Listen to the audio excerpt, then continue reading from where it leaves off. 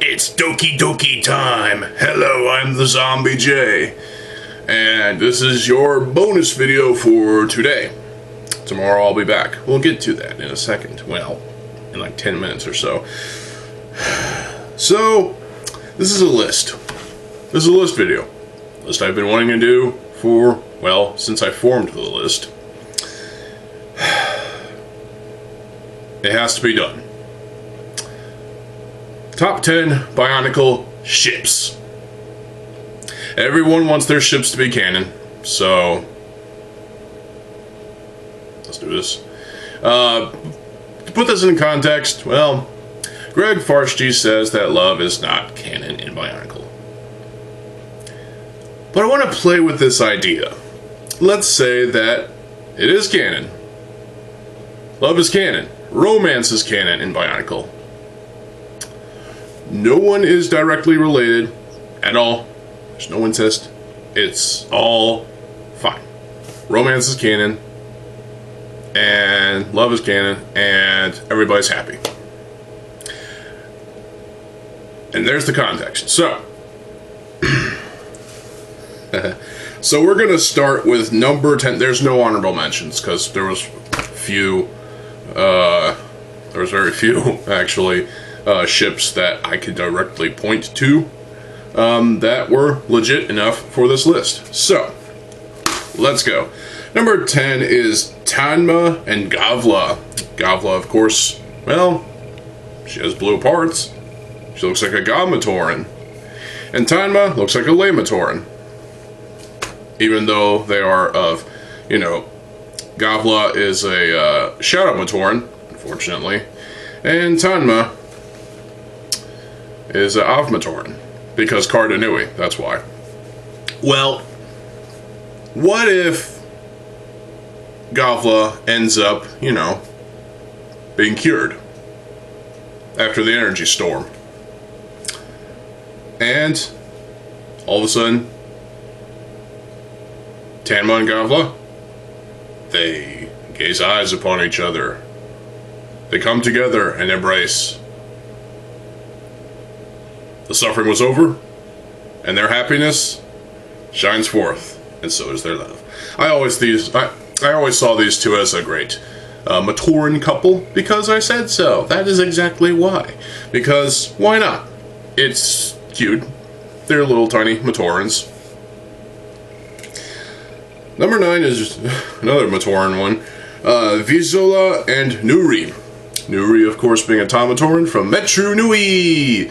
Same thing with Vizola, except Vizola is it Vizola or Vizola? I always pronounce it as Vizola, because that's how I knew it for 20 fucking years. Vizola is a Gamatoran. So, I would never ship Vizola with Akmao, because Akmao is a traitorous cunt! Seriously! So, I had the choice between the other 4. Nuri, Akmao, not Akmao, sorry, Orkam, Tehuti, and the Komatoran, I can't remember his name, Ere, something like that. I chose, you know, Nuri, because why not?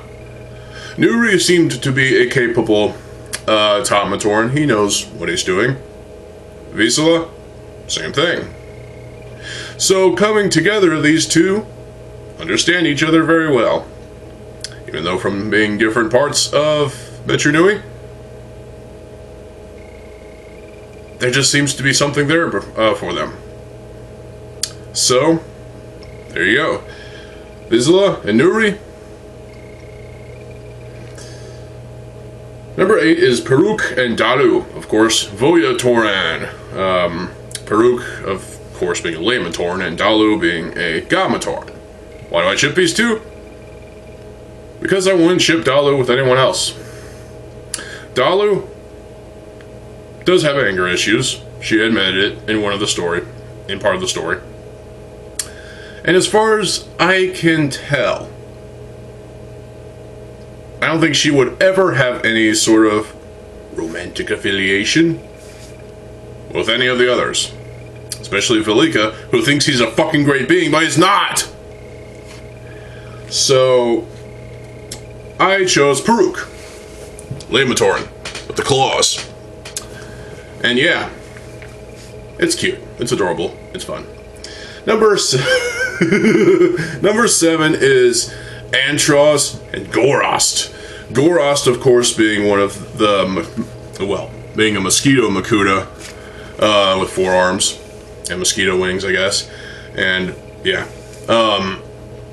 from the second half of 2008, in the Swamp of Cardanui, Antros being a mythological demon-looking guy from the first half of 2008 in the skies of Cardanui. And well, this might seem to be an odd choice, because why the fuck not? Yeah, Antros, how do I say this? Antros is a fucking demon. And Gorost is a fucking mosquito. Yes, I would ship them. Got a problem with that? You can fuck right off.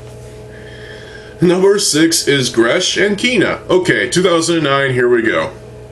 So, Kina, you know, obviously Gresh was a rookie.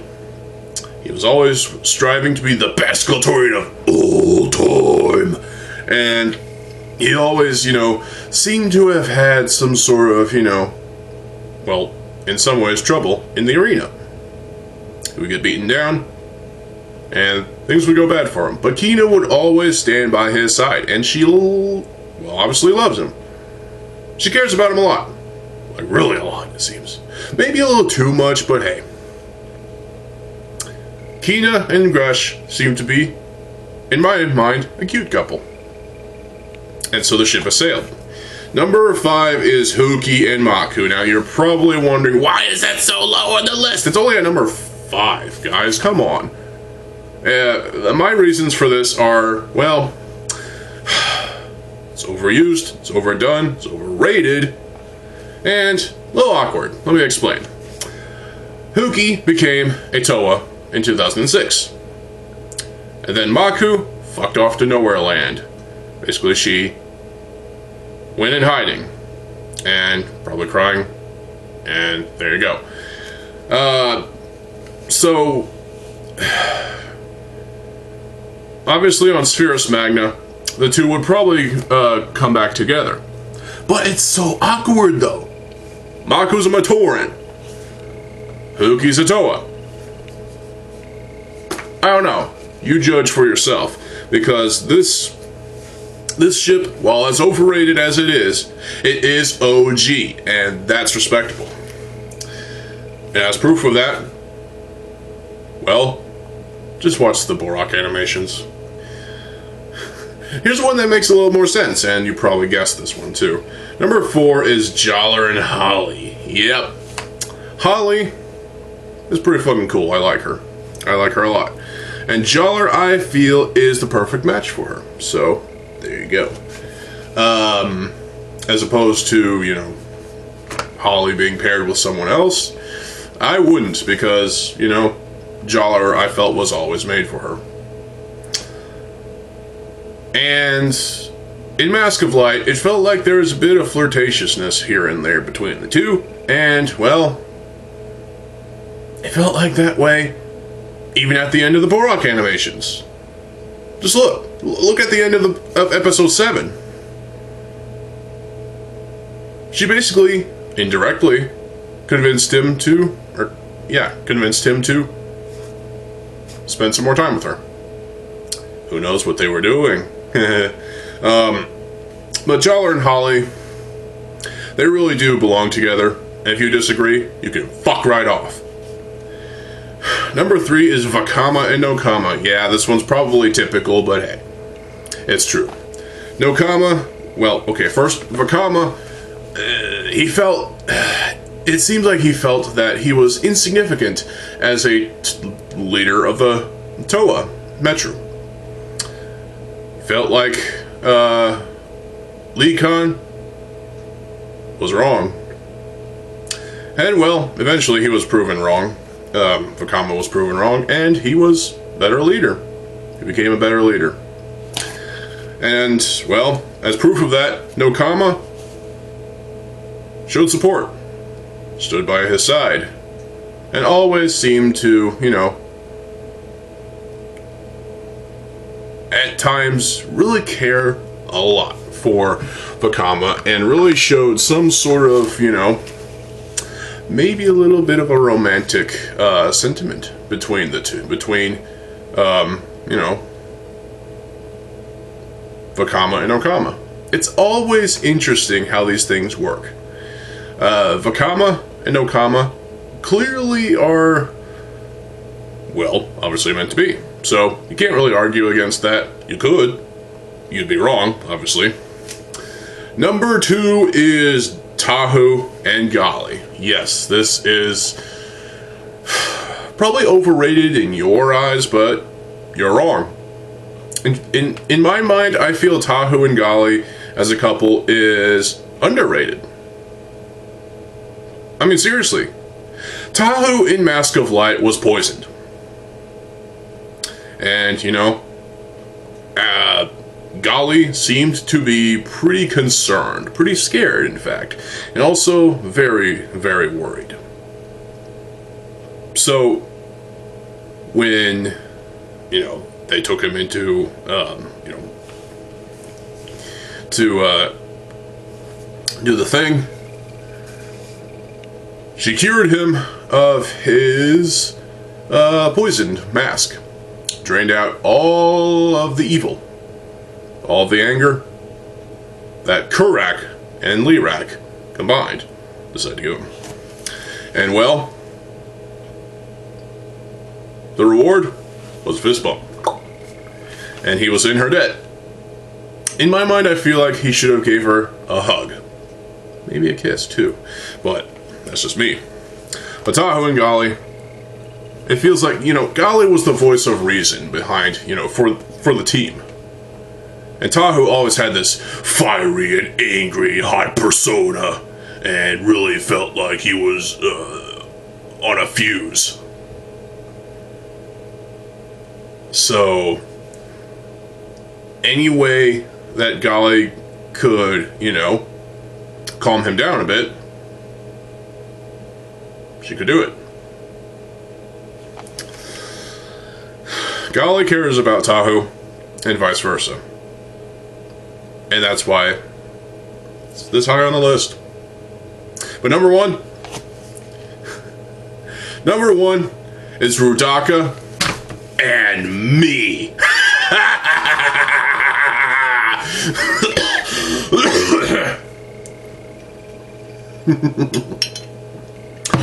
That's fucking right. I wouldn't ship Rudaka with anyone except myself. I fucking love Rudaka. She is sexy as all fuck. She is literally the sexiest Bionicle character of all fucking time. You disagree? Just fuck off. Rudaka is a seductive type. That's fine. Not really much wrong with that. But not only is she attractive, but she also seems to be misunderstood. People seem to have got her wrong in some ways. Felt like she was kind of truly evil. When in all actuality, all she really wanted, all she really needed, was love. That's right. Rudaka needs love. And, well, if Makuta can't give it to her, if Sidorak couldn't give it to her, I guess it's, she doesn't like either of those two anymore at this point. Let's find out. Spheris Magna? Maybe she still exists. Maybe she's still roam. Maybe she's still walking the planet of Spheris Magna, wandering in loneliness, and wondering what to do now.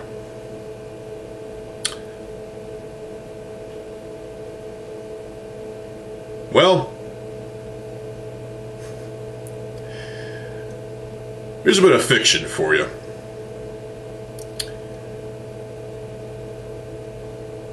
So,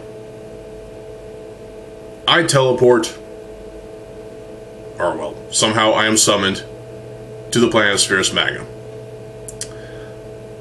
I come across Rudaka. We talk for a while.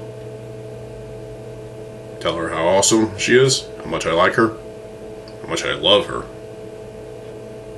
and how much she really means to me as one of my favorite Bionicle characters of all time. She was flattered. She was happy. Give her a hug. She hugged back. And, well, talked some more.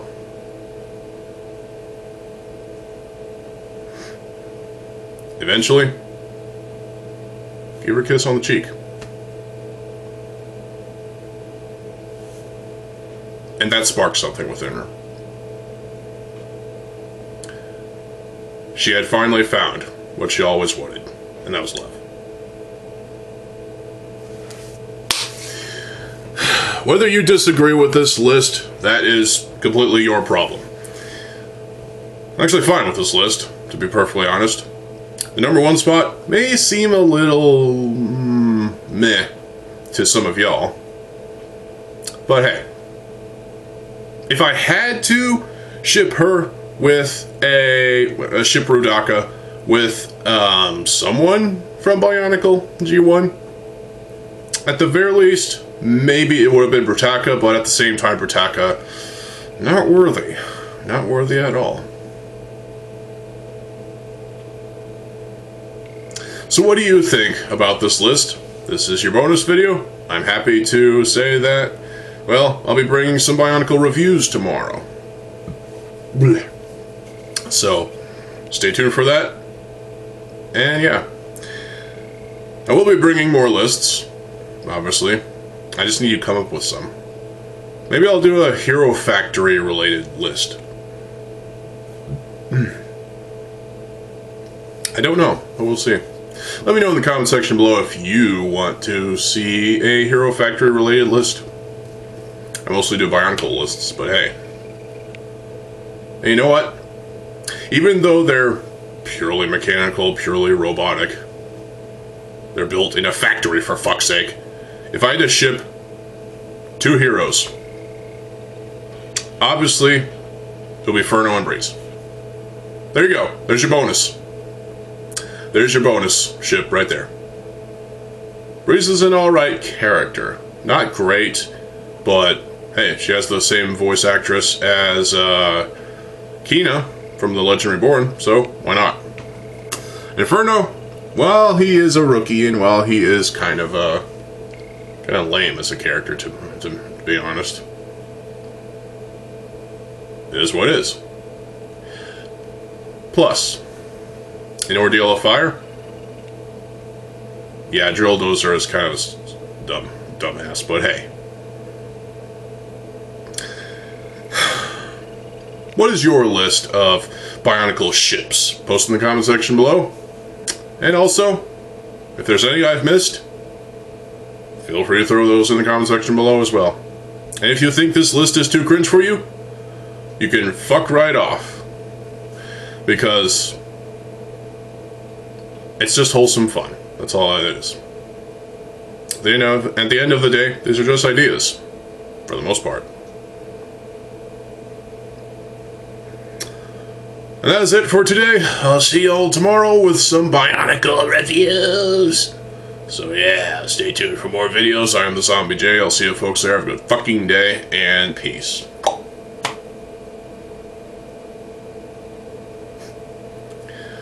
One more bonus. Yeah. See ya.